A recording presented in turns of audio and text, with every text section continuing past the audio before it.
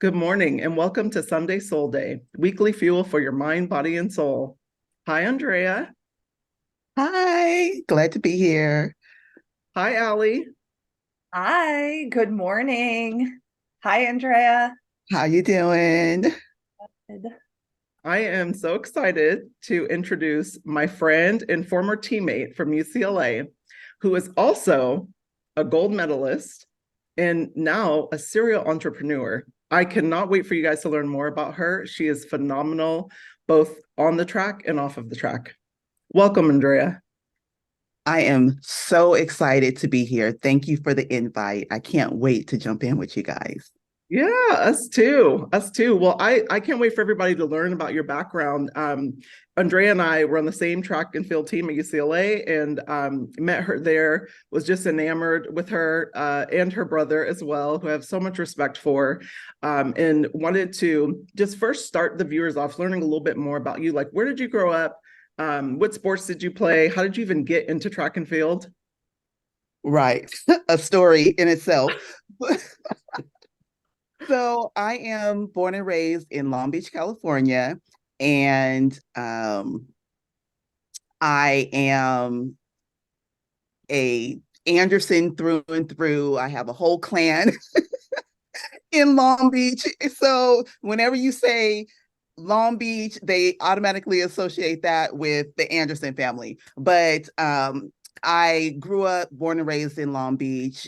I had an amazing experience growing up, had all my cousins around, grandparents, everybody was within, 5-10 minutes of each other. So we always got to get together and do great family things, which I think having that family unit very early on and knowing that you have support outside just your immediate core, it was very instrumental into who I am today and the woman that I've become today. And I had cousins who ran track. I was a gymnastics girl. So I was doing gymnastics and I was pretty good at it. And it got to the point where it was, and I think I was 10 or 11, where they were like, well, you're going to either have to move away and go train somewhere. At that time, I think I had tried out for the Bella Caroli Wow. Academy that was down in Texas. They had this big compound and we did a camp and they were like, well, you can come be a part of this, but you're gonna have to move. And I'm like 10 years old. I'm like, I'm not leaving my family. I was like, no, no, ma'am. So I had cousins who did track. So my mom was like, okay, well, if you're not gonna go this route with gymnastics, why don't you try track and field? I said, okay. So I went out there. I hated it. I was like, this hurts. Like, what am I doing? What are you doing? Such a big So transition too. Going from yes, gymnastics to track, you're using like totally, I mean, it's completely different. You're, totally different. in gymnastics, it's like you're really tight, everything is tight. And then in track is everything is like completely loose and fluid, in order for you to run really Exactly. fast. Amazing. Exactly. So it was a transition to say the least, but it's one of those things where you kind of challenge yourself. I was always the kid like, okay, well, I'm going to make myself love it. And that's pretty much what I did. And I ended up loving track and field and became, or I wouldn't say track and field because I never did any field events, but track. And it became my thing. It became my thing. So that's how I was introduced into track and field. Wow. And you were age 11 at that time. So Yeah, I was 11, about to turn 12, I think. And that's yes, that amazing. was Well, I have to say, LA has some of the fastest girls in the country. And I know that because in Northern California, not to take away from any amazing athletes we had in Northern California, like Kelly White and, Angela and all mhm. these other ones, but LA was known for their talent. And so what a blessing, especially out of Long Beach. They bred them in Long Beach. It Yes, was like one a great sprinter after the next. So yes, so you yes. were in good company there. Fast forward to your UCLA days where you and I met. What made Hmm. you choose UCLA? Woo. It was close to home. Number one, when I went, they just had this most beautiful campus. And I'm a California girl through and through, and I just love the feel of the campus. I love the California vibes. And I also love that it had such a great history of champion track and field athletes.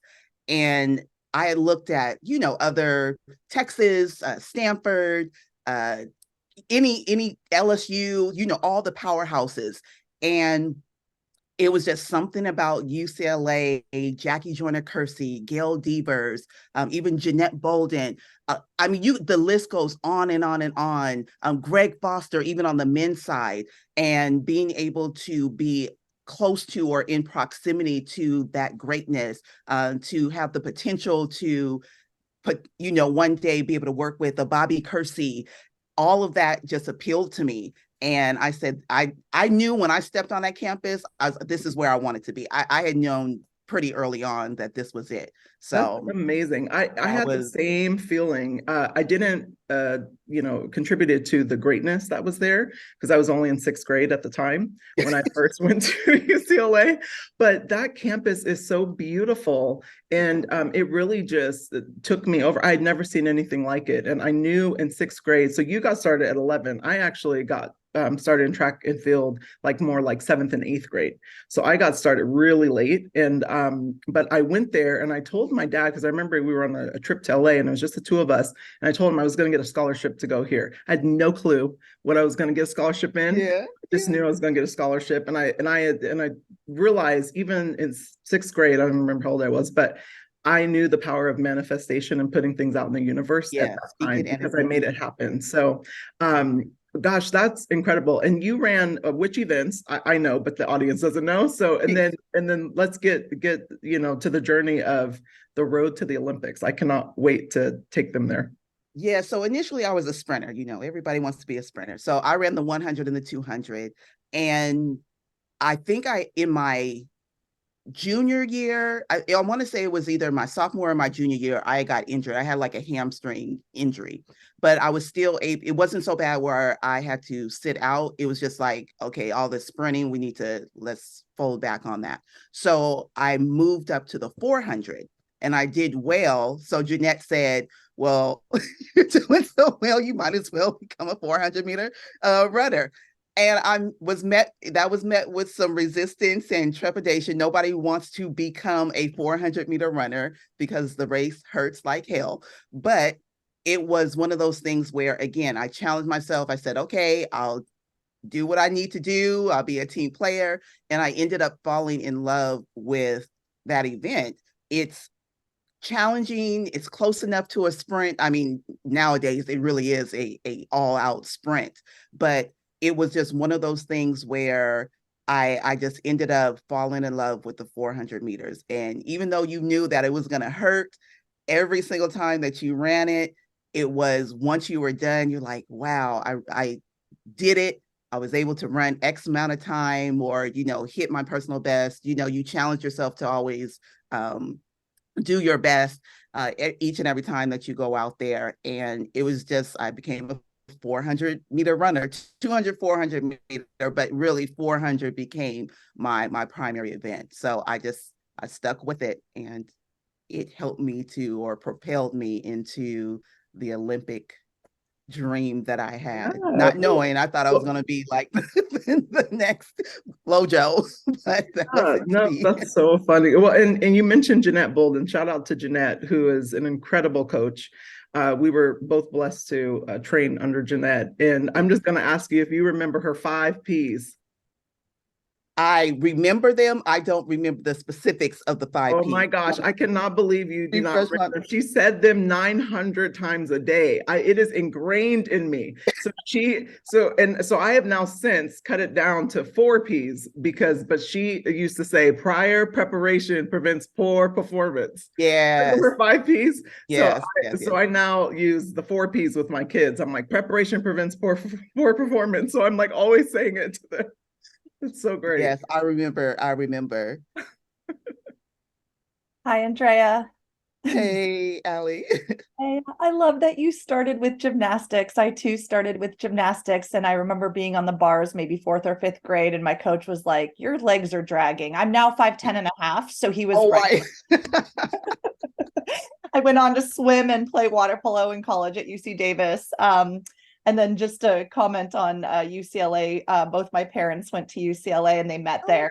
They did the film school there, and they talked about how beautiful it was. So that's such an amazing school. I wanted to ask you about your experience of competing in the Olympic Games in Sydney. And can you take us through the memorable moments of your journey? Yeah. My dream had always been to be an Olympian. I think even as a gymnast, I was like, oh, I'm going to go to the Olympics. It was just, that's what I wanted to do. And when I got into track and field, it became a goal.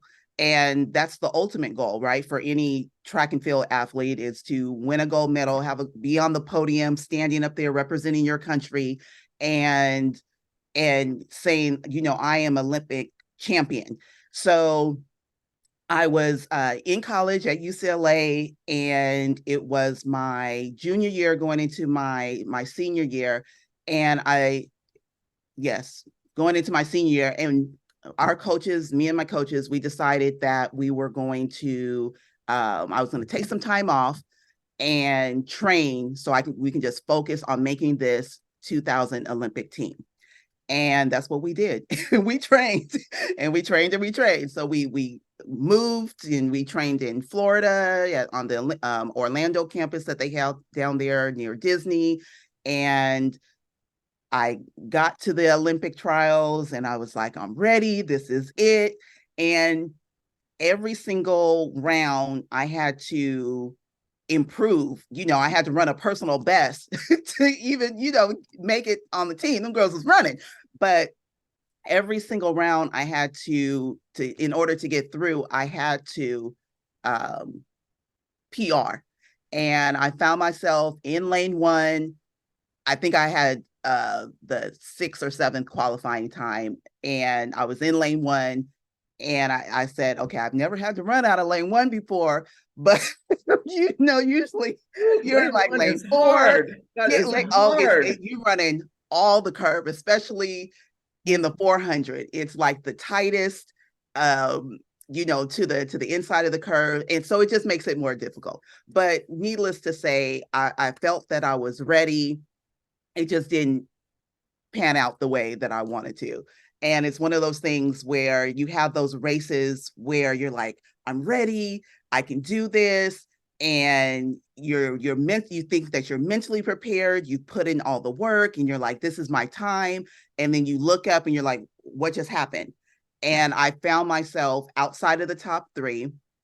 And that was as I was leading, going into the curve and then dying. Literally, the monkey was on my back. And it was just like, you see your dreams in slow motion, like slipping away from you. That's how I remember it. I'm like, oh my gosh, what is happening? What is going on? And you just see people passing you. You're like, oh my God, just hold on. So that was my experience at the Olympics. But because I had done so well in the NCAAs and the juniors on the relay, a coach said, we're going to pick you and choose you to become part of the team. So within losing that race and feeling like, okay, my Olympic dreams are over, or I have to wait or deferred, now I have the opportunity to be on the team. Now, I didn't know if I was going to run, but I was like, okay, at least I'm on the team. I get to go. So there's a chance and there's a possibility. And we trained for, we had relay camps and training for about a month in Queensland, Sydney. The games were in, not Queensland, Sydney, Queensland, Australia. The games were in Sydney, Australia. So we were over there for over a month, and I didn't even know that I was going to be able to run. So 2 weeks before, we're moving into the Olympic Village, because track and field is an event that's usually at the end, and the 4x4 is usually one of the last races. So the night before the heat, coaches knock on our doors it was me and two other girls who were alternates. So 3 of us in total. And they said, you're going to have to get up tomorrow, meet us out on the track, and you guys are going to have a runoff. Whoever wins that runoff is going to get your spot on the team. And I said, okay, this is my chance. And I took it. And you didn't have to tell me twice. That was my Olympics. It was we got to the track. Somebody, I think Christy Gaines, she had the little metal clingers things, whatever. She was like, go. And we were out there and we raced, for our Olympic lives. No, And wait, who were the other alternates? So it was Monique Henderson, yeah. And it was and it was Mickey Barber. Wow. Yeah. And it was me and Mickey down to the last, 50 meters or so. And I just said, this is your opportunity. You may not get another chance. And I just kept telling myself, run as fast as you can. This is yours. And I just kept, I couldn't even see or hear anything else other than just run. This is your chance. This is your opportunity. This is your Olympics. And we crossed the line and I had won that spot. And it was one of those feelings where you're like, okay, I have been redeemed. You feel like this is, this is my opportunity, and I was able to take it. And that was my Olympics right there. That was the hard part, because now that I had a spot on the team, that was the easiest part, was to go fight for that spot. Now it's, okay, just go out there and have fun and do what you know that you can do. So we ended up winning the gold, and the rest was history. But that was my Olympic story that almost didn't happen. But because someone else believed in me and they knew and they saw my potential, they allowed me to show that potential when the time came, and then I was able to take it. So. Oh my gosh. The highs, the lows, the highs, unbelievable. Yes. Wow. Thank you for walking us through that journey. Yes, it was an amazing experience, but stressful, many tears, but it ended, that fairy tale, that had that fairy tale ending. You're like, yes, it worked out.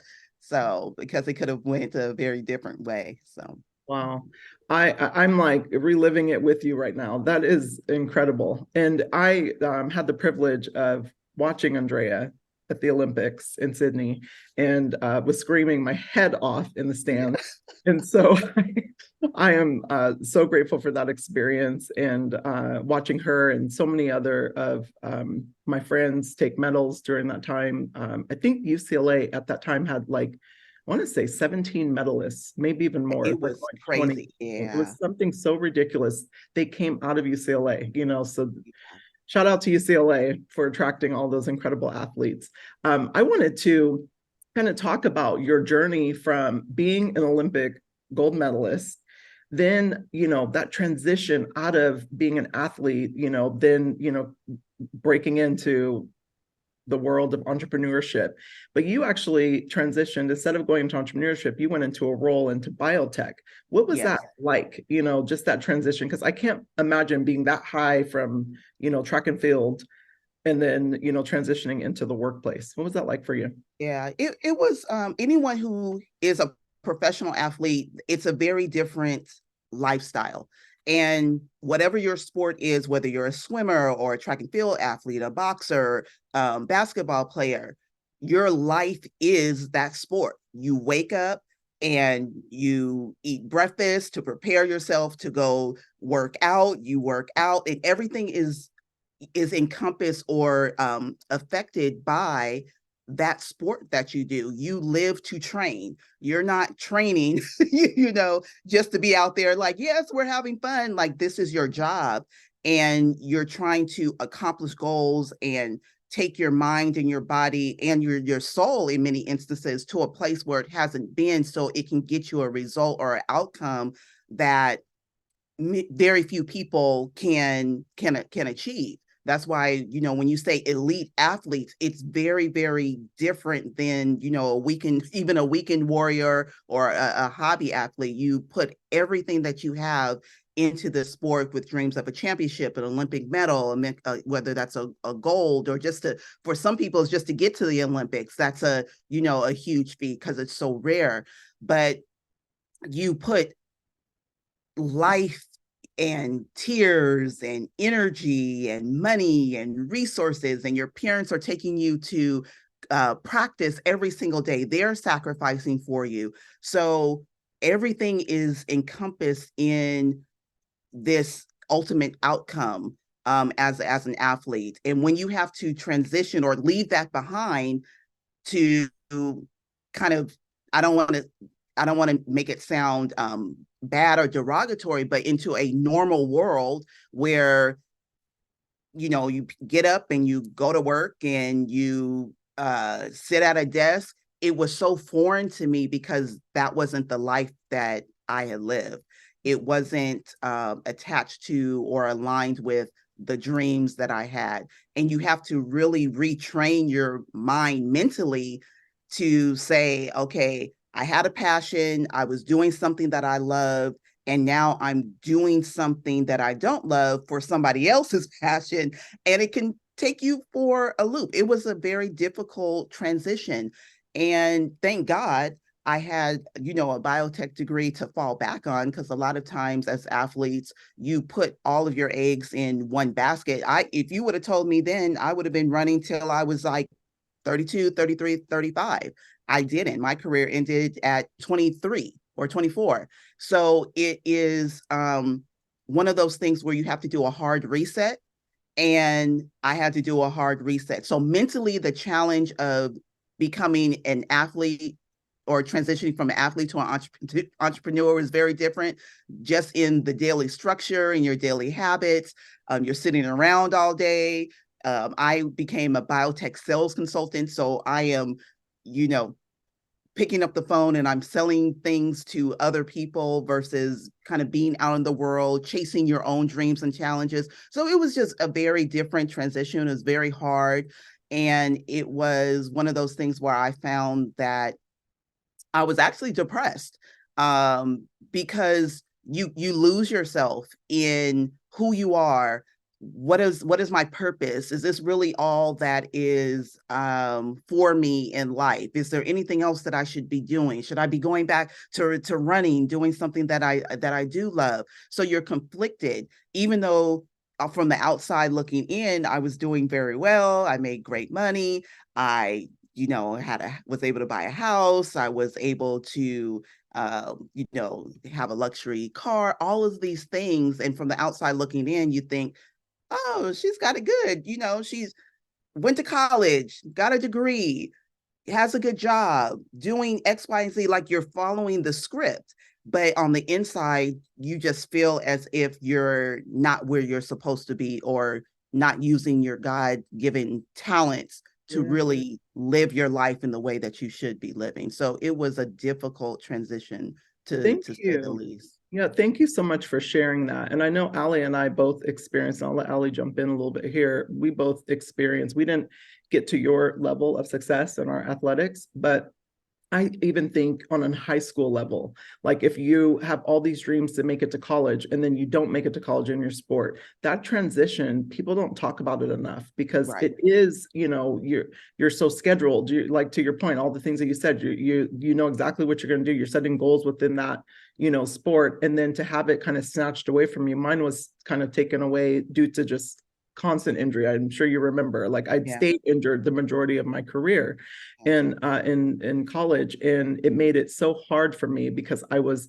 you know, in a relationship that was difficult during that time as well. And, you know, I suffered in silence. Like I was depressed a lot of times, you know, but I didn't have a label for it, you know, then I just knew I was sad, you know, and exactly. And I couldn't figure out like how to make that transition. And so it took me time, you know, and trying a lot of different things. So it resonates with me, what you're saying. Ali, did you want to jump in as well? Because I know you experienced this as well. Yeah, and when I had everything I had ever worked for was now behind me after playing Division I water polo. Mhm. And, I had all these achievements. I was All-American. I was MVP of my team. I was, injured, so I wasn't able to train for that next level. And just, I wasn't able to identify that it was depression that I was experiencing, that everything I'd worked for my entire life was behind me. And so I'm glad we can put a word to that, because so many people experience it during any type of transition where all their goals were going in one direction, and now they have to pivot, they have to adjust their expectations, and then they have to develop new goals. And as a licensed therapist, I work with clients all the time on having to transition. They believe their life is over. It's like, no, your life is going in a different direction now, and let's create new expectations and new goals, and let's not compare ourselves to our past selves. Yeah. Yeah. Thank you so much for sharing that, Allie. And you're so right. And speaking of goals, like, how did you go from transitioning out of biotech into entrepreneurship? I think it was like an interesting transition. So I want you to share that as well. Yeah, absolutely. I think that Allie was just saying, you can't think as your transition as your life being over. And I had, as an employee working in biotech, that's how I felt every single morning. I would wake up like my life is over, and I did. You hate what you do, but that negativity feeds into you being stuck, and you're constantly looking to the past to say, well, what could have been, or what should I have done, or if I could go back, how would I have done it differently so I wouldn't be living, quote unquote, this nightmare that I'm living now. And one day I just, I was I had, got pregnant. I was about to have my first child, and I was on maternity leave, and I said, you know what? This is my opportunity to rewrite my story, to start anew, to start fresh. And I don't know if I used, having a child as an excuse, but I was like, I'm going to, and this is going to be kind of like my get out of jail free card. And I said, I'm not going to go back. I didn't know, I didn't have a plan. Like at that time, I had done some things in the business and real estate and entrepreneurial, but that was kind of outside of the scope of what I was doing just as a biotech sales consultant, as an employee. But I just knew that if I wanted my life to be different, I had to do something different. If I wanted to feel different, I had to do something different. And this was my opportunity to do something different. So I took it and I ran. I didn't have a plan B. I didn't have a plan A. I didn't have a plan B. I didn't have a plan C. I didn't have a plan at all. And I just knew that I was going to figure it out along the way. But what I was doing was not working. It wasn't making me happy. And I was going to pivot. And that's what I did. That. No, I love that. Yeah. And you know what? You didn't use it as an excuse, you used it as an opportunity. So Yes, I love that you took that. And children will do that for you. Children will make you look at your whole life. And, as a mother, I remember like it made me look at every area of my life, because I wanted to make sure that I was, doing all the things that kind of made me, fed me, my mind, body, and soul, so I could be the best mom that I could be. So I love that you took that opportunity. Yes, absolutely. Yeah, Andrea, I can completely relate to that stuck feeling and having to dig deep to find our purpose. And I'm so glad that you were able to do that pivot. And our children definitely inspire us. I wanted to ask you, going from 0 sales online to over 11,000 digital products and courses sold, it's incredible. Can you walk us through the key strategies or turning points that led to this incredible achievement? Yes. So in the beginning, initially, as I started to build my business from home, I was a network marketer. I had a home-based business, and I was selling teas and body shapers and all of those fun things that us women like to do to make ourselves feel better. But I being a stay-at-home mom, having a young child, I was literally building a business and growing a baby, at the same time. And I couldn't just get up and go out, and my time was very limited. So I had to figure out how I was going to build a business, make money, make it lucrative, make it profitable without, number one, going insane, and number two, ensuring that I was still going to have the time to be able to show up for my family and for my son. And I had to search online. I started to kind of self-study and teach myself strategies on how to build a business using or leveraging the internet, blogging, social media, different lead generation tools and strategies. And I had to figure out how I was going to build this business without being able to beat the pavement, or, have to be on long sales calls, or have a stressful life. And that's what I did. So I figured out a way how to actually start attracting sales and customers online using the internet.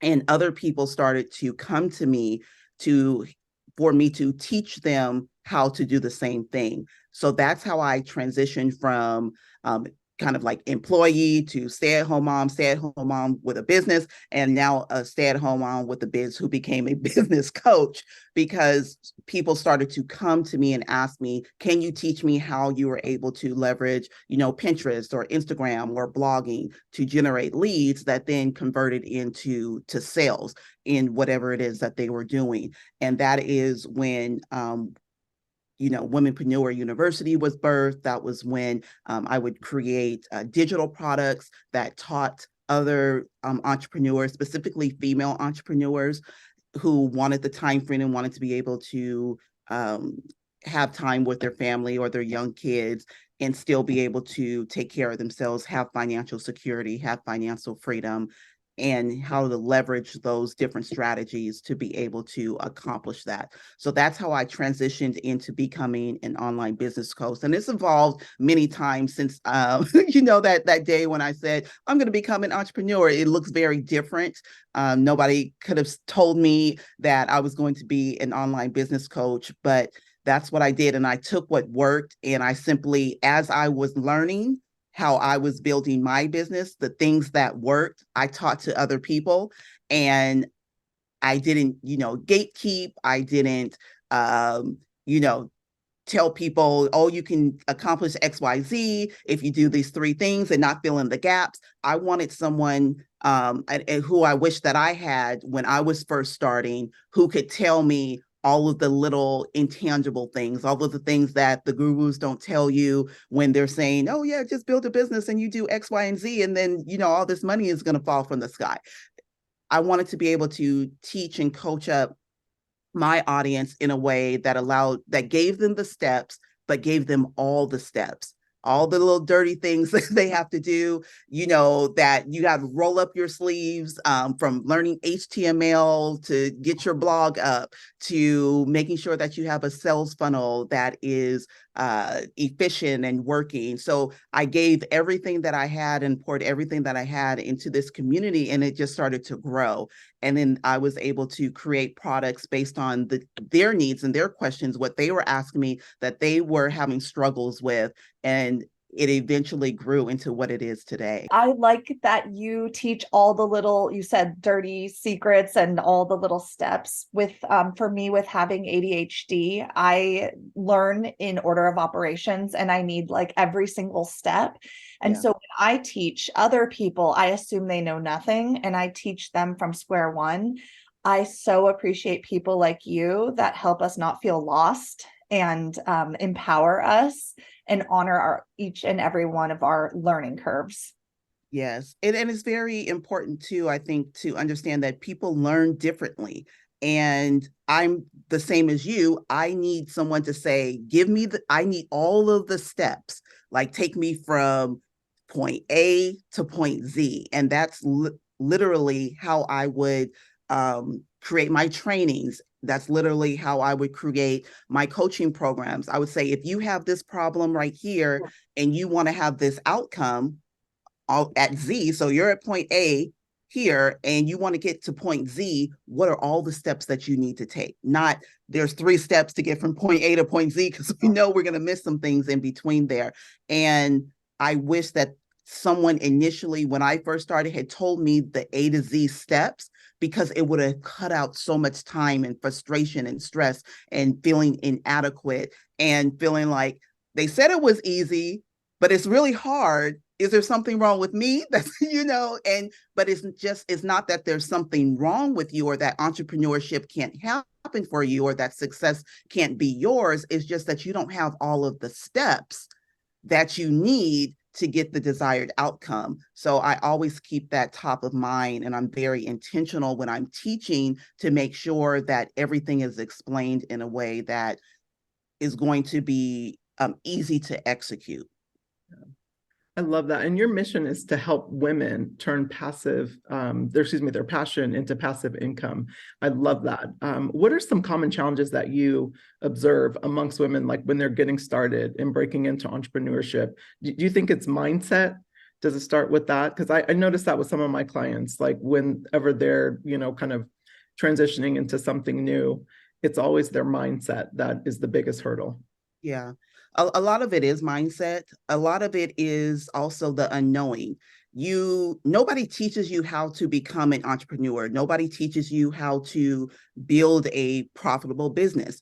And it looks easy from the outside when, on the internet, people are glamorizing, make $1 million in 3 steps. And this is how I did it, or this is how I became an overnight success.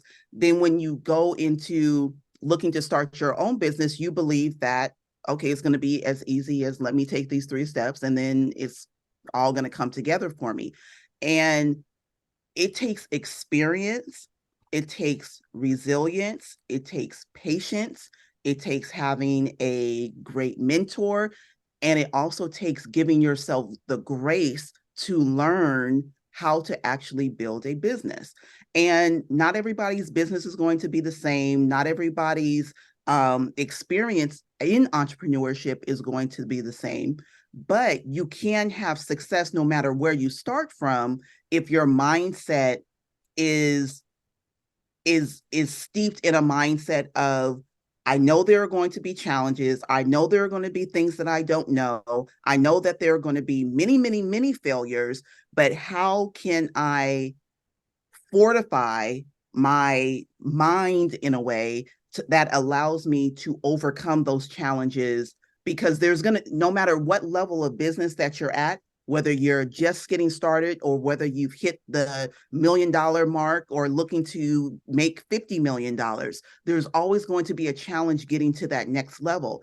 And it's not the strategy. Everybody has the strategy. I can give you a book and say, do what's in the book. You have all of the steps, right? But why do I give person A the same book that I gave person B, right? And they get 2 totally different outcomes. A lot of it is in between here. It's the mindset. It's the willingness to say, okay, can I take this, do something with it, execute it how I've been taught? And then if it doesn't work, can I pivot? Am I strong enough to say, okay, it didn't work? That doesn't mean that I'm a failure, just the method or the way I went about it failed. Let me try to figure out how I can now learn from that to get a different outcome. And all of that is mindset. And you have to be positive. Because there's many days where you're going to wake up and you're like, what did I get myself into? Why am I doing this to myself? Why is it so hard when they said it was going to be so easy? Is there something wrong with me? Why are the results or the money or the clients or the whatever it is that you're searching for not coming as fast as they are? And a lot of people quit on themselves before they give themselves the chance to really flesh out what needs to be done in order to get the results. Yeah. And it's unfortunate, but yeah. Yeah, I noticed that too. Like it really boils down to the mindset, and the humility. and in the learnings, because you're learning so much, and then A also lot. the grace component is so huge, giving yourself grace to fail, and I don't even see it as failing, because you're literally learning something new. It's like saying a baby is failing because they can't walk. No, they're literally going from crawling to walking. It's the Right. same thing in the business. So I love that you touched on that. So as for your teaching tricks and tips, I wanted to ask you, when you're working with women who are considering starting their own business, what are the top 3 pieces of advice that you give them, and what would you give to a woman who is considering starting an online business? Yeah, absolutely. That's a great question. I would say, number one, be intentional. What is it that you want to get out of your business? Is it, not every woman aspires to have $1 million business. They may just want to have a business that affords them a little bit of extra money to be able to do things with their children or take them on an extra vacation. So I think early on, it's very important to know what your goals are going into your entrepreneurial journey. And with that, also understanding that things can change or pivot, and that is okay. You may want to start a business or think you may want to start a specific business, and then you get into business and you're like, this is not for me. It's okay to say, this didn't work. I can do something different. I also believe that it's very important to have a mentor, someone who can be there for you, where you can lean into them, lean into the experience that they have that you don't have, that allows you to not make the mistakes that a lot of people do make, just because that's just the natural progression and the natural part of being an entrepreneur. You're going to make mistakes and there's going to be challenges and struggles along the way. But if you have someone there from the very beginning of your journey, where you can talk to them, you can ask them questions, you can get moral support, you can ask them, what would you do if you were in this situation? Or when you were in this situation, what did you do? You have people, a mentor who can hold you accountable when they see that you're not doing what you said that you were going to do. You want this result, but you're not doing X, Y, and Z. Okay, let's work that out. So I think mentorship is a very key and critical element in those who are successful and those who are not successful. And then lastly, I would say, oh, there's so many different things, but lastly, I would say getting in a community that is able to uplift you, that is able to sow into you and feed into you, of like mind, to have peers around you who are also going through the journey at the same time as you are, even though they may be at different levels, but they are going through the process of building something great. And to have other women, that's why I integrate, it's not just courses and content, it's community as well within the Womenpreneur University construct, because I know how important it is, especially when you're an entrepreneur and you're working from home, or you're a business owner and you feel like you can't go to your friends or your family, or your spouse doesn't understand what you're doing, or where a passive income funnel is, or all of these business terms, and you can get inside of a community that understands the language, that understands what you're going through. They understand the ups and downs and the wins, and you're able to share that with them, and they're able to share their wins with you. I think it's so inspiring, and it really helps, particularly a new business owner, be able to feel like they're not on an island by themselves. Ooh, those are such good tips and tricks and pointers. I love the idea of a community. Like, why should we have to go and reinvent the wheel? We have people who come before us, and we will do the same for others when we are now coming before them. It's amazing. Can you share a quick, memorable success story from one of the women you've mentored or coached, and how did their life change after implementing your strategies? Oh, yes, absolutely. There's been so many. Okay.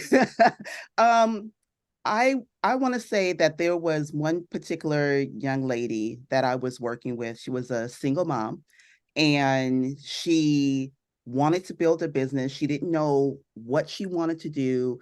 And we had a session, we sat down, and she said, you know, all my life I have been struggling to just win. You know, she felt as every time she wanted to do something, she couldn't get over the hump in whatever it is. And that was kind of like her life story.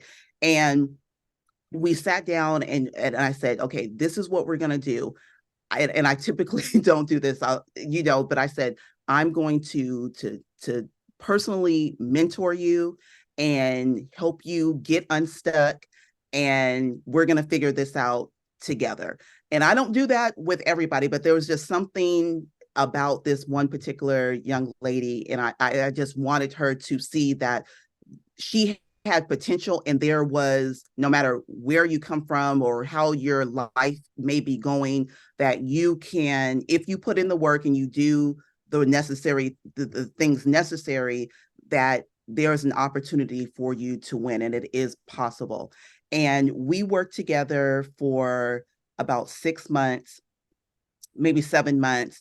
And I helped her put together her course and get, you know, her email list started. And she had a tiny email list, but it started to grow. And she said, okay, my course is done.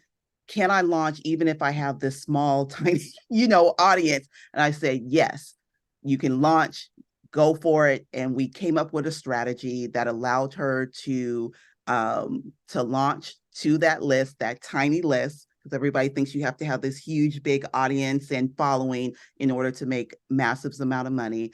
But she had her first $15,000 launch, and it changed her life with her tiny list. And she finally realized that she could win, that she could do it. And it helped her propel into other great things. It wasn't just her first, you know, and only $15,000 launch. She's had a $20,000 launch. She's had a $50,000 launch. And it was one of those moments where I'm like, oh my gosh, I'm so proud of you, you know, because when people feel so down and out, like nothing is working, like the world is against them, and sometimes they just need that one person to believe in them and to take that extra step. You know, I could have just told her to go take the course, just like everybody else, enroll in Womenpreneur University, follow the steps, but it was something about just her tenacity and our connection. And I just really wanted to see her win. And she did. And she was able to take that experience and build upon it to create something great and to really, you know, she changed her life. She changed her life. So that's what I do. That's what I wake up for. That's what I'm passionate about, helping women to really, you know, take and turn their passion into something great. How rewarding it must be, and how amazing that must feel to be that one person in their life who gives them that unconditional positive regard. Carl Rogers always talks about, we all only need one person in our life as our cheerleader rooting us on. And you got to be that person for somebody. And I bet that's more rewarding than anything else. Yeah, that's more rewarding. Coming together. Yeah. Absolutely. Wow, Andrea, that's incredible. And I know that you have done that multiple times over. So I can't even imagine what that feels like. Now, because you're giving so much to, you know, your mentees, like, how do you balance it all? You're a mom, you're, you know, real estate investor, a coach, a sports mom at that. Your kids are now in organized sports. And then how do you feed your soul, your mind, body, and soul? Like, how do you have time for all of that? Yeah, there's many of days where I feel like I'm torturing myself, self-inflicted wounds. But you get up. I'm always of the mindset that you get up, you do what you can, and you'll have tomorrow to figure all the things out that you didn't get done today. And I don't ever go into a day feeling like I have to get every single thing done.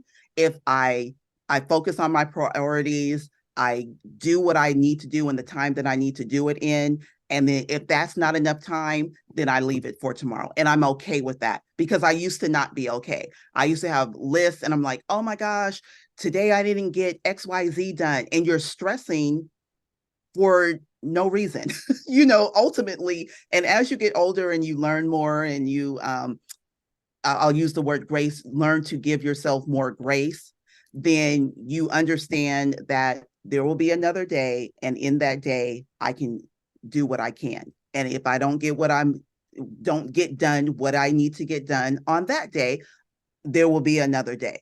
And you just use that as, I use that as my working philosophy. And I don't get upset. I don't get angry. I make sure that I schedule self-care time and me time and mommy time. And if I need to stop and pause and close down or shut down my computer, I will do so. Even if there are blog posts that need to be written and social media posts that need to go out, whatever it is, I put myself first so that I can then be able to show up as my best self for my community, for my customers, for my clients when they really need me. It's not about running yourself into the ground and trying to be all things for everybody when you can't be all things and everybody to yourself first. You're the first point of, I'm going to treat myself how I want other people to treat you. So if you don't show them an example of what it is and how you want to be treated, then people will take advantage of you. They'll, not respect your time. They'll think that your time is their time and all of these different things. So it's really about being intentional about how you operate throughout your day, what you prioritize, what you spend time on, and making sure that you are feeding and pouring into your own spirit, mind, body, and soul so that you're ultimately feeling your best and able to show up in those times when you need to be on, you're like, I'm ready, let's go. Yeah. So well, and I love that you touched on that, because we cannot pour from an empty glass, and we do not only ourselves a disservice, but the people we're serving, if we can't show up as our best self. So I love that you touched on that. Is there any one book, we always ask our guests this, but is there any one book, that you have read and really pull from, for inspiration, or any podcasts, anything that you want to share that you think could help some of our audience? Ooh, oh my goodness, so many, because I stay in a good book and a good podcast. But what I'm reading now is I'm kind of on this Sarah Jakes Roberts tear, and I think I bought like all of her books. My husband was like, "Why do you have all?" I am currently reading Woman Evolve from her. And it is a book on, how to break up with your fear and really, take control and revolutionize your life.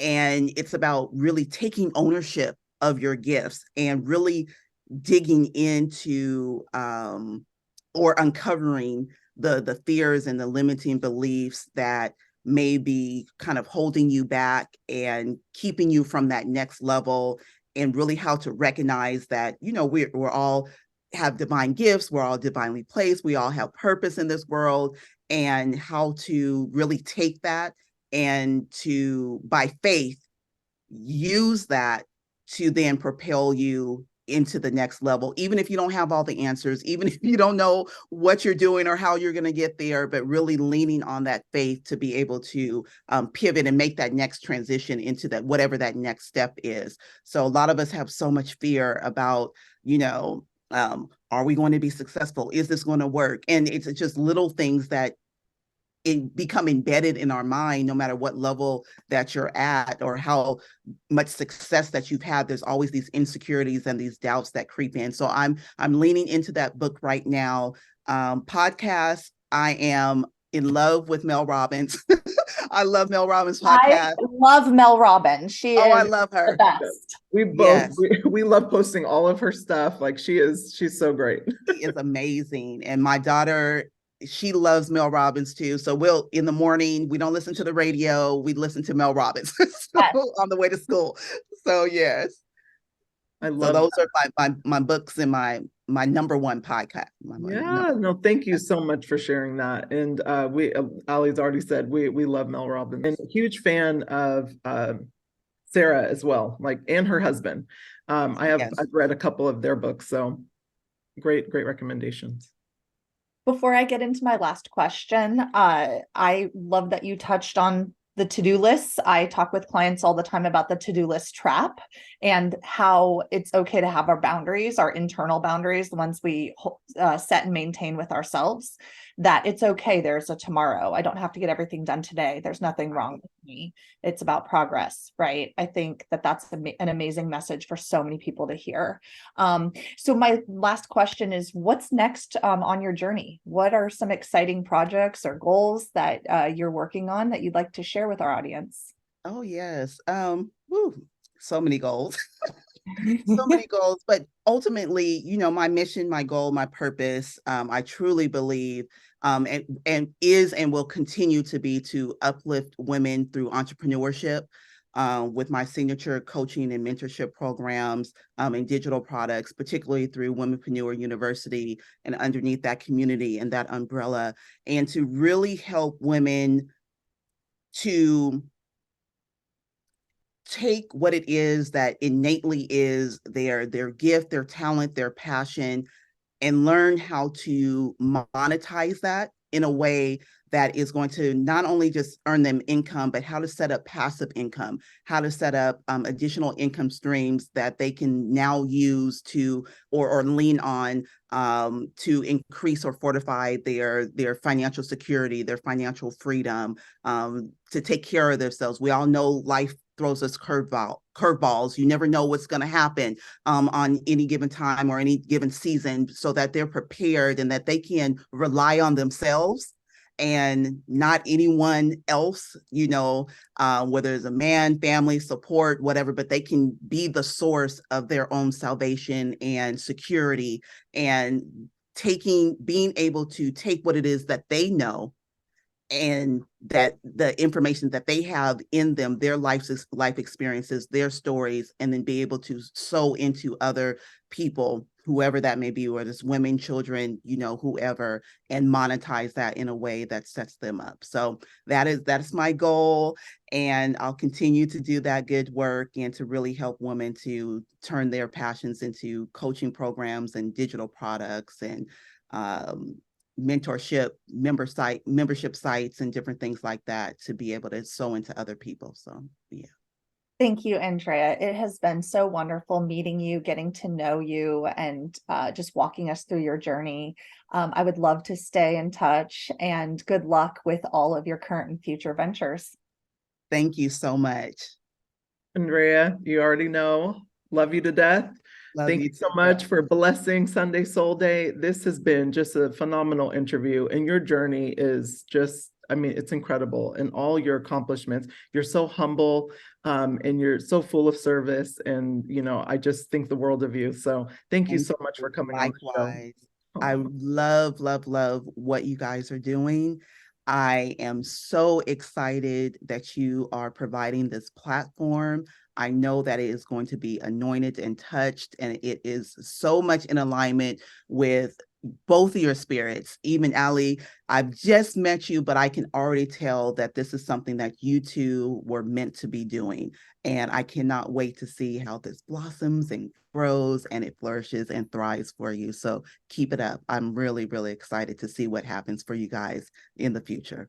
Thank you so much. Thank you. And to all of the audience listening in, I can't imagine you didn't pull a nugget away from this journey with Andrea. Please share in the comments below any new things that you learned, tips or tricks, and be sure to check her out. She's on social media. Shout out your website really quickly, just so everyone can see it. Yeah, you can find me at andreabolder.com. All of my social media handles are at Andrea Bolder. And that's where you can get all of the information that you're going to need from me. I love it. Well, be sure to follow her. And thank you guys so much for tuning in. Have a blessed Sunday.